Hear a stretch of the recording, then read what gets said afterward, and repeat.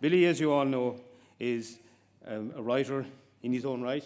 He's also a successful publican and a great raconteur, and he would just like to share a few thoughts of his own life experience with you here this evening, particularly to the young graduates that we have here, and some words of wisdom as they embark on the next stage of their journey. Please would you put your hands together for Mr. Billy Keane.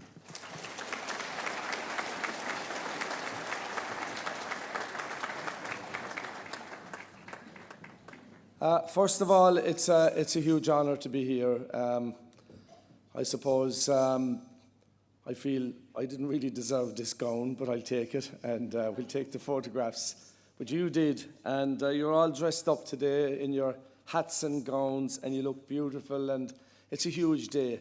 The kiss, there's a few kisses you remember in life. There's obviously the one up at the altar, have to say that one, with your wife or husband or partner, whatever.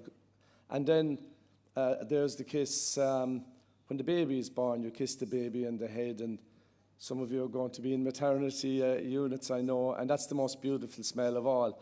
But there's also a lovely smell from those beautiful parchments you get, a fresh smell of printing, and that's a birth in itself. It's a beginning and it's an end. And then there's the kiss. Then there's the first kiss. For me, it was a girl called Maisie in the caves in Ballybunion a long time ago. We were in the Irish College, and I think there were wolves and bears in Ireland that time. That's how long ago it was. But one kiss, the other kiss I remember, is when I came out of the hall after getting my own degree another long time ago, and my dad and my mum, who both passed away, were there to give me that kiss. And I was the first one of our family to go to college, so they were very proud. And I know there's lots of the parents there, and friends and partners, and I know some of you have lost parents, and I know what that's like too. But in Kerry, we don't say congratulations, do we? What we say is fair play to you. So will you all do me a favour there now? Will you just, the person next to you, and you're all included over there as well, because fair play to you too, because the parents and the loved ones and the guardians, fair play to you. I know what it's like. I have one girl, I think she'll be in college, she's about 78 at the moment, the way things are going.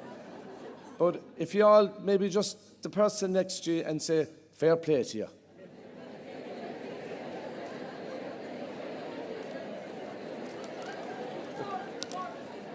All right, that's enough. Come on. That little rolled up piece of paper that you have there, that parchment, they don't give them out easily. It'll go up on the wall now, and it'll be there forever. And when you're old and full asleep, many years from now, you will say, was that me? Did I graduate from IT Tralee in 2017? No one can ever take this day from you. I was at one of these graduations a few years ago, and there was a few great cheers over there. You know, when one of your own goes up, some people can't kind of restrain themselves, and rightly so, and they go, yoo-hoo! And the graduate is kind of going like this, you know.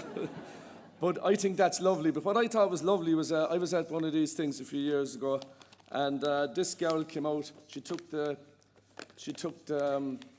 parchment out of the case, and she just came right out, and all on her own she went, woohoo!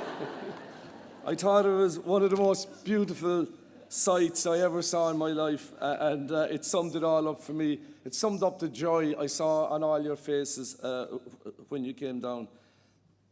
I suppose today is an end. It's an end for some of you, but it's also a beginning, because you know, everyone goes on to do more, and everybody tries to keep on going. But it's the end of this phase of your lives. You're going to be the ones now who take care of me in the years to come, a lot of you. You're the ones who will mind Ireland.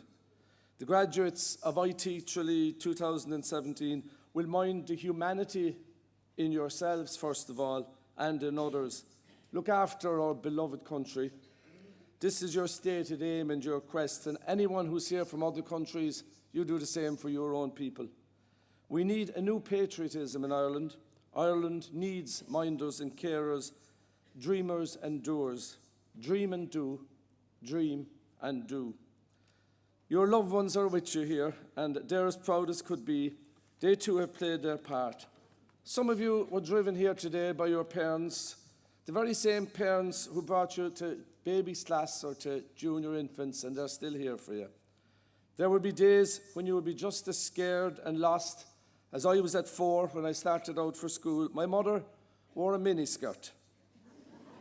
Back in Ireland, when women dressed in long black shawls, they were made to wear the long black shawls in case a man caught a sight of their ankles. It was an awful thing in those days. And now the women wear the long black clothes because they've graduated.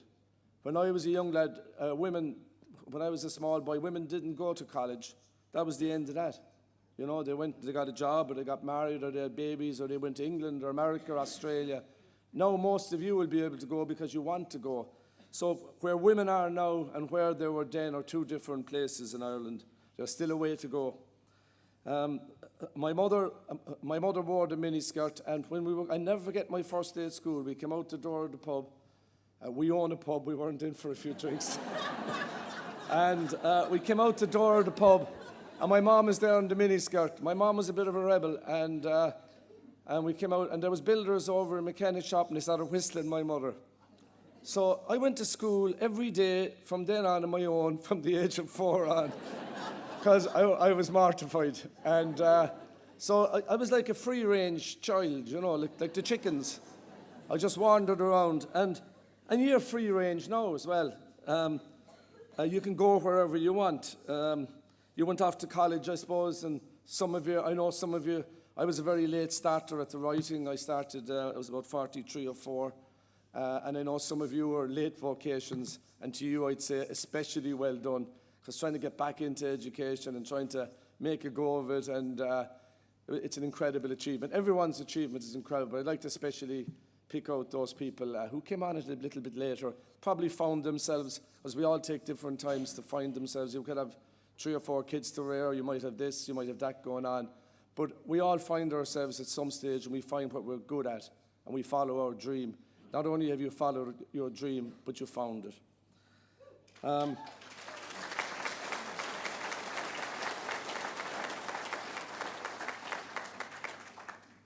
So now you're free range, and some of you will travel abroad for sure, and more of you will go on to save women and men from death and pain, both physical and mental. For you are now members of the caring professions. Giving and caring can be very draining. Mind yourselves. You will not be able to do your best for others if you don't take care of yourselves. As I said, some of you will leave Ireland. Your qualifications give you the freedom. But make the plan to come back home on the day you leave, or many of you will never come back. I didn't do the fake tan or the nails, but I did have my hair cut in honour of the occasion. And the woman in the salon next to me, she said, we were chatting, and she said, I sort of stayed on in Australia for 12 years by accident. I thought it was a strange one, but it's true. It happens, and it will happen again. So if you go, the day you go, fix the date to come back home, because we need you. Ireland...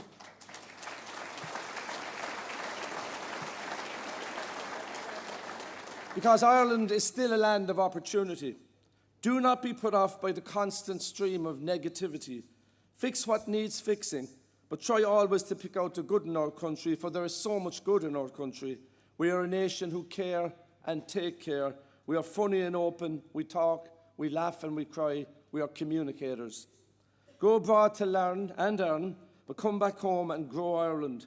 And if you do good anywhere to anyone, you do good everywhere to everyone. So if you stay, you can continue to do good. And I know you will when you go abroad.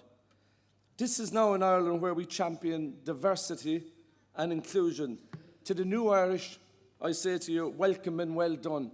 We are all the one now. You are part of us, and we are part of you.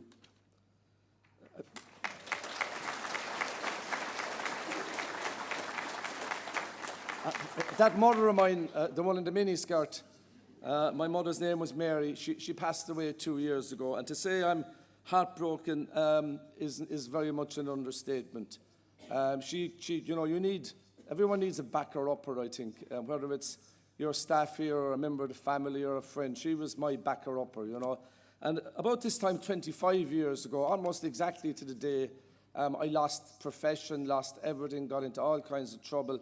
I really, really couldn't cope. I didn't think I'd survive it, 25 years later, I'm here, and I've been asked to give this address. This, to me, is a very special day. So,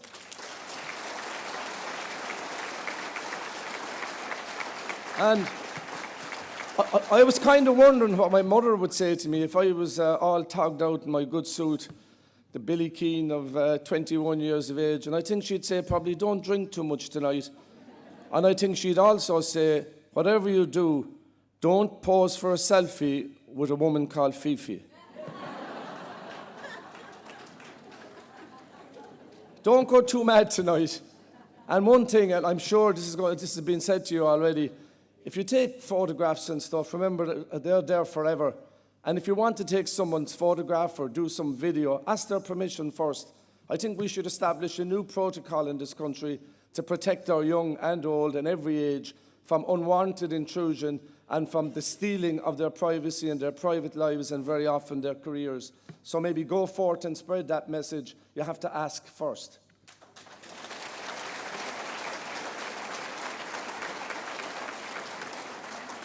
And I would also say to you, look behind the one line in Facebook, the one line lie in Facebook, where somebody comes out with a line and 1 million people follow and it's all believed. Look what happened in America because of that.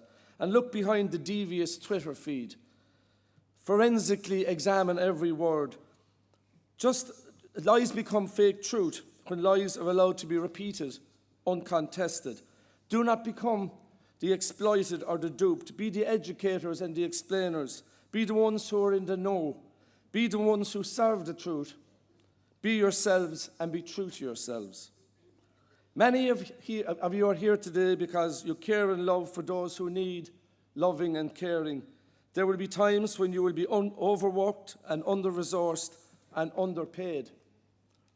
Fight for your rights by all means, but never forget how you feel today, how you felt when you walked up the catwalk. It seemed like that with the incredible fashion.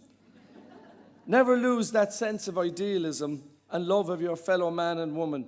Keep that sense of wonder you had when you went up the road to baby's class. Keep on learning forever. And lads, there's a few lads there. I was just thinking of that kiss, but make sure you give your old lads a kiss, I only ever kissed my dad twice when I became an adult. The first was the day I graduated, and that was great. And the second was the day he died. So don't leave it go that long. It's one of the great regrets. Dad and I were great old pals. He was a great dad, but that was the way it was back then, I'll finish up now with a story, because I know a lot of you have urgent appointments in restaurants and things like that. I'll finish up now with a story. I think I might have told it at your awards ceremony in the summer, but it's a good story, so I'll tell it again. And it's a true story. My mother passed away 2 years ago, the 15th of August, and it was a terrible blow. It was a bit like Prince Charles in England, She did all the work. I didn't do very much, And there was someone said to me afterwards, after she died, she said, his name is Eric Brown, he's a bookmaker. We have a very good relationship. I lose the money in his betting shop and he spends it in my pub. But Eric Brown said, one good woman is better than 10 men, and you wouldn't even know she was doing the job. That's what Eric Brown said about my mother, and I suppose women in general.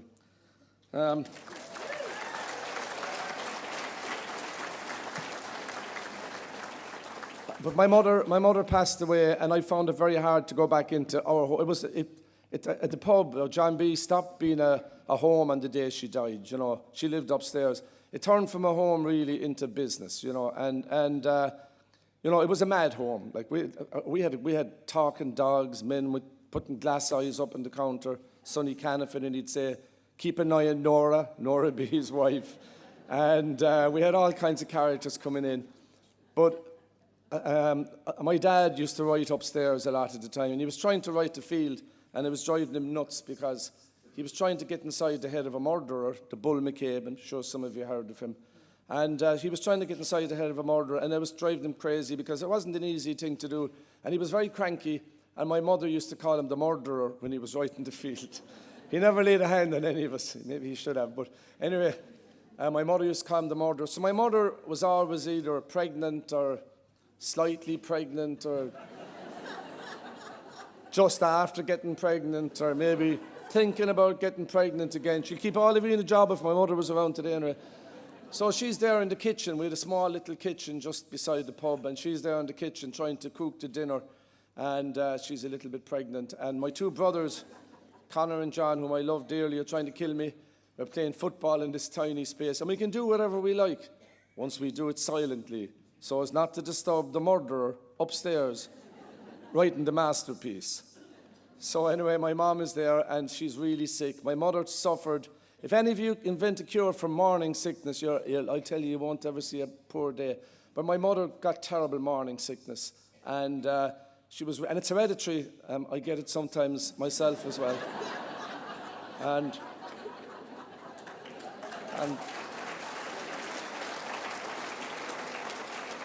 and my mom is about to get sick into the soup, and the next thing is we hear this banging. And that means there's someone out in the pub wanting a drink, and my mother is too sick and trying to cook the dinner. The murderer is upstairs writing the masterpiece. So my mom says, "Get out there, Bill, get out there." So I'm a barman at 9 years of age. And as you can see, I haven't progressed very much in life ever since. So I'll bring you back then. To just a few weeks ago. It was my 60th birthday. I know I don't look it, but it was my 60th birthday. And so I go down to the bar. Only I could arrange to have 2 buses of American tourists, 82 in all, coming to fit into a bar that takes 50 people on the day of the 60th. But I'm coming in, and I just can't come in the door because it's the big birthday. And I know my mother would be there with the card and the kiss and the terrible shirt that I always gave to the charity shop the next day. But I just couldn't come in the door. So I take out the key and I can't put it in the door. I'm just frozen, just absolutely stopped dead in my tracks. So I'm going to phone up the bus company and say I can't do this. And they're going to cancel the contract. And it's a lot of our business now in John B's, these bus tours. And, you know, small pubs, small businesses everywhere, rural Ireland, we're suffering. But we'll fight on, we'll get there. But this is a big thing. And I was going to cancel it because I couldn't do it. I couldn't even cry. I was just frozen. I just could not move. It wasn't even a panic attack because I was breathing properly, but I was like a zombie, really. So anyway, I'll bring you back 50 years. Scary to say it. So the murderer is upstairs trying to write the masterpiece. My mom is about to get sick into the Irish stew. My 2 brothers are trying to wreck her kitchen playing football. There's a big knock at the door on the counter of the pub. And my mom says, "Get out there, Bill." So as I'm going through into the bar, the kitchen is right next to the pub. My brother Connor throws a punch at me. I want to go back and kill him on the spot. And my mom says, Bill, shop face. That's S-H-O-P, face. And I'll tell you what shop face is. You get up and you say, "Hello, Mrs. Murphy. And how are you today? And what would you like to drink? And how's the cystitis?" I knew what cystitis was when I was 9. Because I was listening to all the old ones in the bar with their glasses of Guinness, and they're talking about women's troubles, as it's called then. So I knew what. My dad didn't know what cystitis was till he was about 65 years of age, but I knew at 9. So, and you make the small talk, and you put on a bit of an act, and bit by bit, what happens to you, and you're going to find this, all of you, at some stage. Bit by bit, what happens to you is that the good form kind of sneaks up in you almost subconsciously or maybe surreptitiously, and before you know it, you're in good old form and you're smiling and you're ready to get on with the day. It doesn't fix all the problems, but it gets you over that hump when you're really stuck and you're in that very, very, very bad place. So anyway, the 30th of August last, I'm at the door, can't come in, frozen to the spot, about to blow a big load of business out of the pub and maybe sink it. And I hear a voice, and it's my mother's voice now. I know there's great diversity of religion and culture here, but this is a spiritual thing. It applies to everyone. I hear my mother's voice, and it says, "Bill, shop face." I believe it was her anyway. You know, I believe in that spirituality. So I was always more scared of my mother than anything else. So shop face, and it came into my head, and didn't I get a fit of laughing? And I went into the pub, and I got on with it, and I continue to do that. So I know for a fact the old fella is still around, because sometimes I get this uncontrollable urge to drink a pint of Guinness, and I know I'm having that one for him because he was very fond of a pint. If you get nothing else out of what I've said to you today, maybe shop face will get you through in the future. Think of that one. They always say there's one line that you should remember out of a speech. For me, I'm so proud to be part of today. The college here is an incredible success. It's the big, big success story of my lifetime in Kerry. It's grown from a couple of hundred students to 3,500, and it's just a marvellous achievement, and keep it going to all of you there, because this is a resource that will look after our children, our grandchildren, and our great-grandchildren forever and ever. Amen. Thank you, folks.